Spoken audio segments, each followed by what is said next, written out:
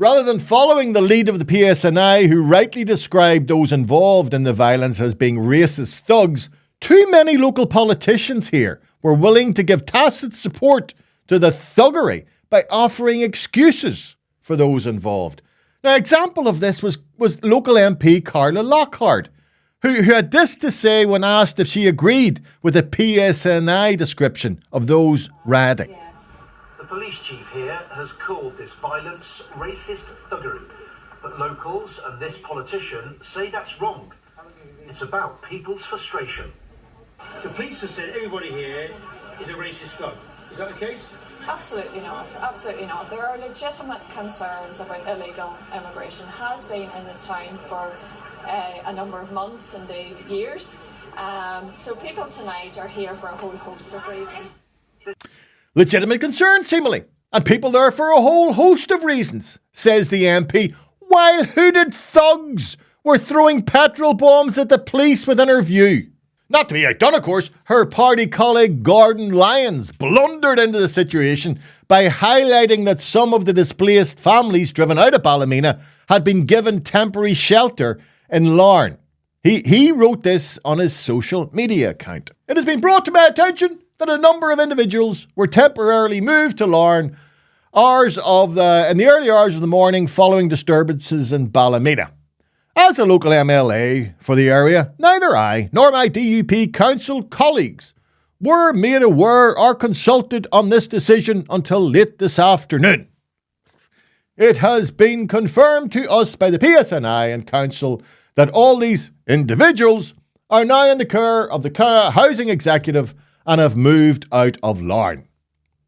He added, protesting is of course a legitimate right, but violence is not, and I would encourage everyone to remain peaceful. First off, why did Minister Lyons or indeed any of his council colleagues think they needed to be consulted as to where what he termed individuals were to be given shelter? The reality is his comments were soon followed by gangs of youths descending and firebombing the leisure centre. Fires were set at a leisure centre by young people wearing masks. Extensive smoke damage was caused. The building had provided emergency shelter for families in urgent need following the disturbances in Ballymena, but they're no longer using the centre. For many, Lyons' post was an online version of, they're over here, boys, they're over here. Mr. Lyons himself is refusing to accept any responsibility for the subsequent attack on the leisure centre, explaining, and I've certainly done nothing irresponsible, I've done nothing reckless, I have done nothing wrong despite what others are trying to say. So there you have it. All he was doing was trying to de-escalate the situation by pinpointing the location of the displaced individuals, as he prefers to call them. Right. Coincidentally, I featured Mr. Lyons only a couple of weeks ago on another occasion where he shot himself in the foot, having first put that foot in his mouth before pulling the trigger. That man is none other than Minister for Communities, Gordon Lyons. Well, Gordon was invited to speak at an empowerment conference to celebrate female leadership in business and sport. Gordon began by looking out into the audience and noting that he couldn't see the people sitting at the back, but that he believed. He believed that the good-looking ones have all been sat in the front row. Seriously, in 2025, we're still hearing this shite.